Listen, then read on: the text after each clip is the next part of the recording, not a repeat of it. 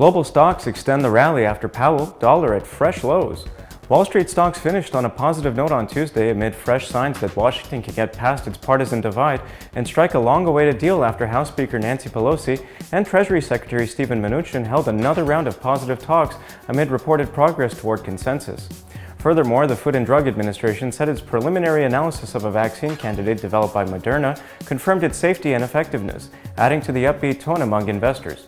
As a result, the S&P 500 rose 1.29%, the Dow Jones Industrial Average gained 1.13%, and the tech-heavy Nasdaq climbed 1.25%.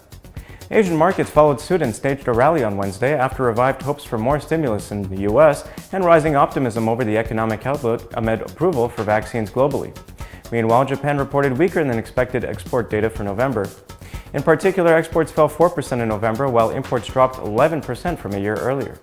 However, the Nikkei 225 in Tokyo gained 0.25% during a session amid a widespread risk-on tone. Hong Kong's Hang Seng surged 0.97% and the Kospi in South Korea rose 0.54%. In Europe, equities made solid gains on Wednesday as the European Union reported further progress toward a post-Brexit trade deal. Expectations of a new U.S. coronavirus stimulus package also buoyed investors.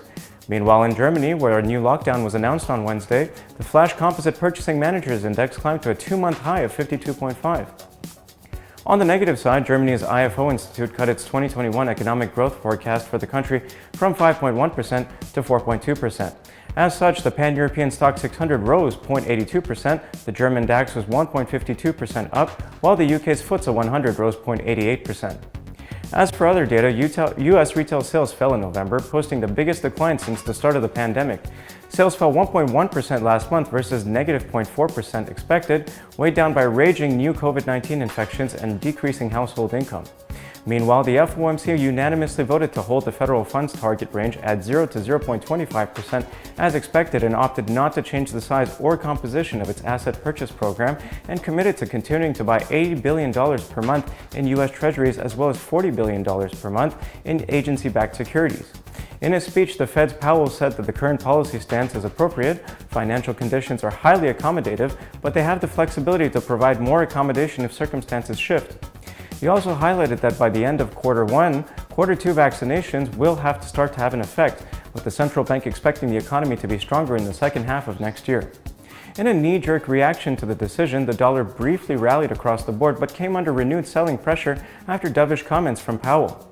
As a result, the Euro-USD finished marginally below the 1.2200 handle, but has already extended gains to 1.2235, signaling its readiness to climb to fresh tops.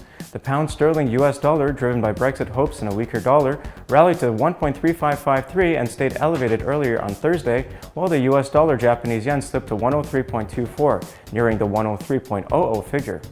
Meanwhile, U.S. stocks finished mostly higher overnight as Powell said that the central bank remained open to increasing size of asset purchases if appropriate, and monetary authorities were not too concerned about stock market valuations. Besides, the meeting made clear that the rates are highly unlikely to move until bond purchases come to an end. On the positive side, the U.S. lawmakers edged closer to an agreement on a $900 billion virus relief spending package, with top Democrats and Republicans sounding more upbeat about getting something done. As a result, the S&P 500 rose 0.2%, the Dow Jones Industrial Average slipped 0.15%, and the Nasdaq Composite gained 0.5%, setting a record for a second straight day.